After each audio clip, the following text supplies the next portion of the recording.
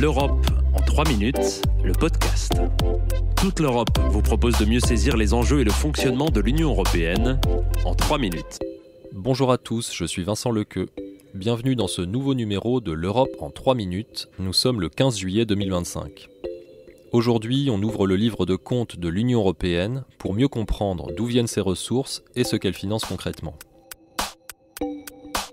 Alors comme n'importe quel pays, l'Union européenne vote chaque année un budget pour l'année suivante. En 2025, elle prévoit de dépenser près de 200 milliards d'euros, un montant qui sert à financer ses politiques, de l'agriculture à la recherche scientifique, en passant par l'environnement, le développement des régions ou encore l'aide à l'Ukraine. Le budget de l'UE a permis à l'Union de relever des défis sans précédent au cours des dernières années. La pandémie et la guerre d'agression contre l'Ukraine avec toutes ses conséquences, l'inflation, la crise énergétique ou les perturbations des chaînes d'approvisionnement. On vient d'entendre Johannes Hahn, l'ancien commissaire européen au budget. Il rappelait quelques-unes des urgences que l'Union a dû gérer ces dernières années et qu'il a donc fallu financer.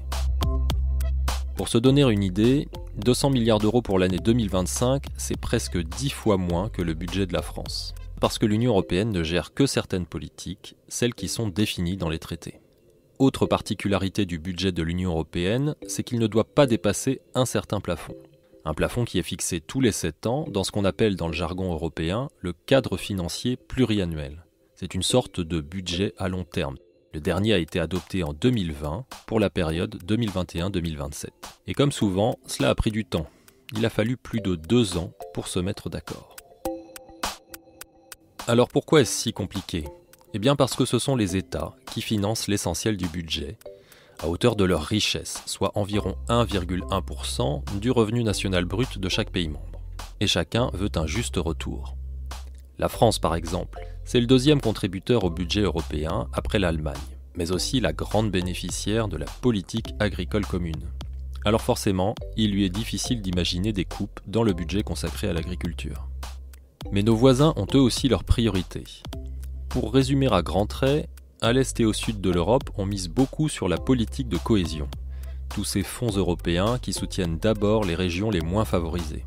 Au nord, en revanche, on trouve des États plus riches, et même certains qu'on appelle frugaux parce qu'ils cherchent notamment à limiter leur contribution au budget.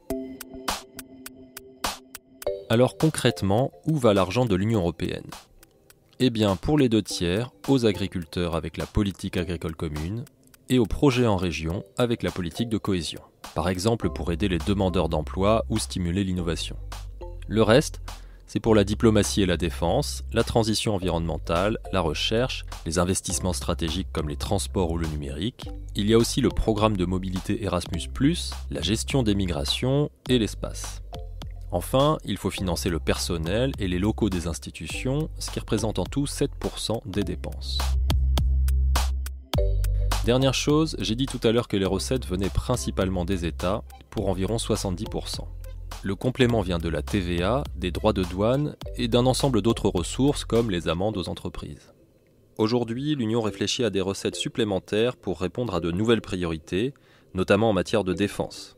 C'est d'ailleurs l'un des grands enjeux du futur cadre financier pluriannuel sur la prochaine période de 7 ans, de 2028 à 2034. Retrouvez l'Europe en 3 minutes, le podcast sur www.touteleurope.eu et sur votre plateforme d'écoute préférée.